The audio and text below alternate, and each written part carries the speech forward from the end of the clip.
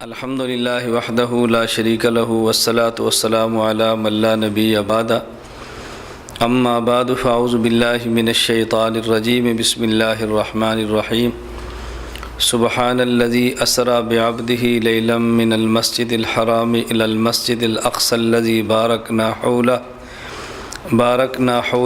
لنریہ من آیاتنا انہ هو السمیع البصیر اللہم صلی علی محمد وعلی آل محمد کما صلیت علی ابراہیم وعلی آل ابراہیم انک حمید مجید اللہم بارک علی محمد وعلی آل محمد کما بارکت علی ابراہیم وعلی آل ابراہیم انک حمید مجید۔ اس آیت کریمہ میں اللہ رب العزت نے حضور اکرم صلی اللہ علیہ وسلم کا ایک معجزہ ذکر فرمایا ہے۔ اس معجزے کا نام ہے معراج۔ معراج کے حوالے سے کئی ایک باتوں کو سمجھنا ضروری ہے، لیکن پہلے معراج کا مختصر سا قصہ سماعت فرمائیں۔ حضور اکرم صلی اللہ علیہ وسلم کو اللہ رب العزت نے فرش تارش خصوصی بہت کم وقت میں طویل ترین سیر کرائی ہے، اور اس میں کئی ایک عجائبات قدرت اللہ نے آپ کو دکھائے ہیں، جس کا خلاصہ یہ ہے نبی کریم صلی اللہ علیہ وسلم مکہ مکرمہ میں حضرت ام ہانی رضی اللہ تعالی عنہ کے گھر میں آرام فرما رہے تھے۔ رات کو حضرت جبریل امین چند مزید فرشتوں کے ہمراہ تشریف لائے اور دروازے سے گزر کر نہیں بلکہ چھت پھٹی اور وہاں سے آئے۔ حضور اکرم صلی اللہ علیہ وسلم کو نیند سے بیدار فرمایا اور یہ بتایا کہ آپ نے سفر پہ چلنا ہے۔ حضور اکرم صلی اللہ علیہ وسلم وہاں سے اٹھے، حتیم کعبہ میں آئے اور پھر وہاں سو گئے۔ جبریل امین نے آپ کو حتیم کعبہ سے اٹھایا اور سفر پر جانے کے لیے رسول اکرم صلی اللہ علیہ وسلم سے عرض کیا۔ نبی کریم صلی اللہ علیہ وسلم جب حتیم کعبہ سے چلے تو کعبہ کے قریب وہ جگہ ہے جسے چاہے زمزم یعنی زمزم کا کنواں کہتے ہیں، جہاں سے زمزم کا پانی نکلا ہے۔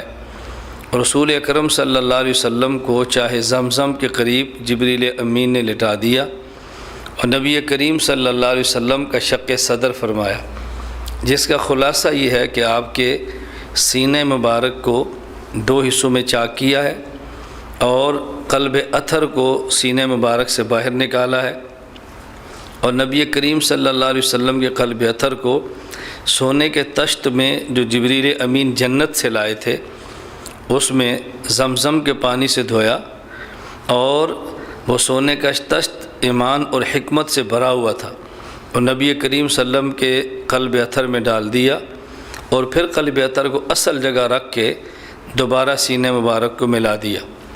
حضور اکرم صلی اللہ علیہ وسلم کو اس کے بعد براق ایک سواری جو جنت سے جبریل امین لائے تھے اس براق سواری پہ سوار کیا۔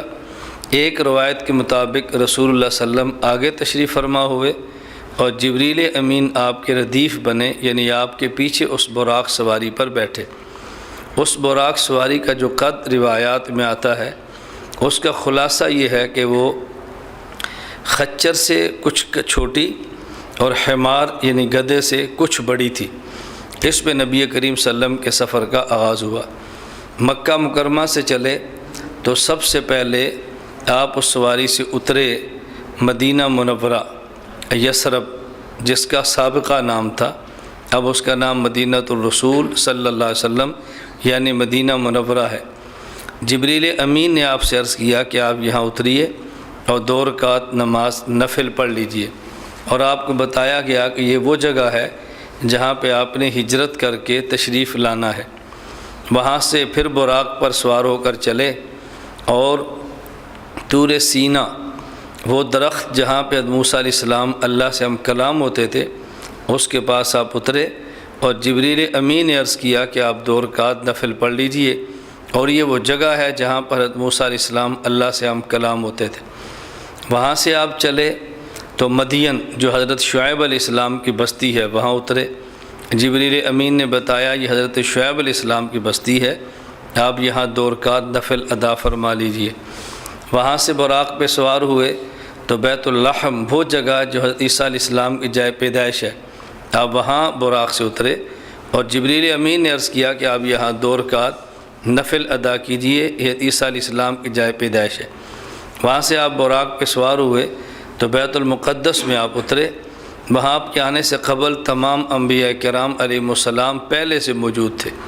اذان بھی ہوئی، اقامت بھی ہوئی، اور ایک روایت کے مطابق ملائکہ بھی آسمان سے اترے تو حضور اکرم صلی اللہ علیہ وسلم کی اقتداء میں تمام انبیاء نے اور ملائکہ نے نماز ادا کی ہے۔ یہ نماز فرض نہیں تھی، یہ نماز عشاء کے بعد اور نماز فجر سے قبل تھی، اس لیے فرض نماز یہ نہیں تھی۔ وہاں سے حضور اکرم صلی اللہ علیہ وسلم پہلے آسمان پہ تشریف لے گئے جہاں پہ آپ کی ملاقات حضرت آدم علیہ السلام سے ہوئی۔ پھر دوسرے آسمان پہ تشریف لے گئے جہاں پہ آپ کی ملاقات حضرت عیسیٰ اور یحییٰ علیہ السلام سے ہوئی۔ اس کے بعد آپ تیسرے آسمان پر تشریف لے گئے، وہاں پہ آپ کی ملاقات حضرت یوسف علیہ السلام سے ہوئی۔ پھر آپ چوتھے آسمان پر تشریف لے گئے، وہاں آپ کی ملاقات حضرت ادریس علیہ السلام سے ہوئی۔ اس کے بعد 5ویں آسمان پہ تشریف لے گئے اور وہاں آپ کی ملاقات حضرت ہارون علیہ السلام سے ہوئی۔ پھر آپ 6ٹھے آسمان پر تشریف لے گئے اور وہاں پہ آپ کی ملاقات حضرت موسیٰ علیہ السلام سے ہوئی۔ پھر آپ 7ویں آسمان پہ تشریف لے گئے اور وہاں پہ ملاقات حضرت ابراہیم علیہ السلام سے ہوئی۔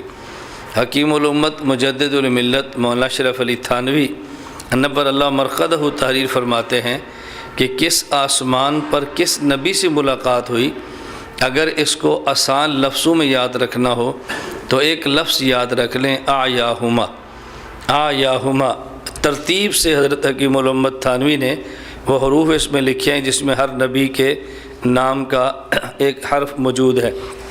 آیاہما، پہلے الف، اس سے مراد حضرت آدم، پھر عین، اس سے مراد حضرت عیسیٰ، پھر یا، اس سے مراد حضرت یوسف، پھر الف، اس سے مراد حضرت ادریس، پھر ہا، اس سے مراد حضرت ہارون، پھر میم، اس سے مراد حضرت موسیٰ، پھر الف اور اس سے مراد حضرت ابراہیم علیہ السلام۔ اب یہ ترتیب ذہن میں رکھ لیں تو آدمی بھولتا نہیں ہے۔ اس کے بعد حضور اکرم صلی اللہ علیہ وسلم سدرۃ المنتہا پر تشریف لے گئے۔ سدرہ عربی زبان میں بیری کو کہتے ہیں، اور المنتہا یہ اخیر ہے۔ تو اس کا مطلب کیا ہے کہ نیچے سے فرشتے جو جاتے ہیں چیزیں اعمال لے کر وہاں رکتے ہیں، اور اوپر سے جو فرشتے آتے ہیں احکام لے کر وہ وہاں رکتے ہیں، یہ منتہا ہے۔ نچلے فرشتوں کی منتہا اور اوپر والوں کے نیچے آنے کی منتہا سدرۃ المنتہا۔ وہاں سے حضور اکرم صلی اللہ علیہ وسلم چلے اور صریف الاقلام پر جا کر رکے۔ صریف الاقلام کا معنی اقلام قدرت کے چلنے کی آواز، وہاں وہ قلم چلتے ہیں جسے تقدیر اور احکام لکھے جاتے ہیں۔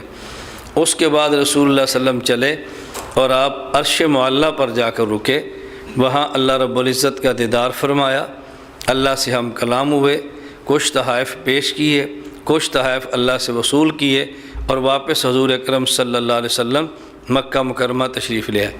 یہ خلاصہ ہے نبی کریم صلی اللہ علیہ وسلم کے سفر معراج کا۔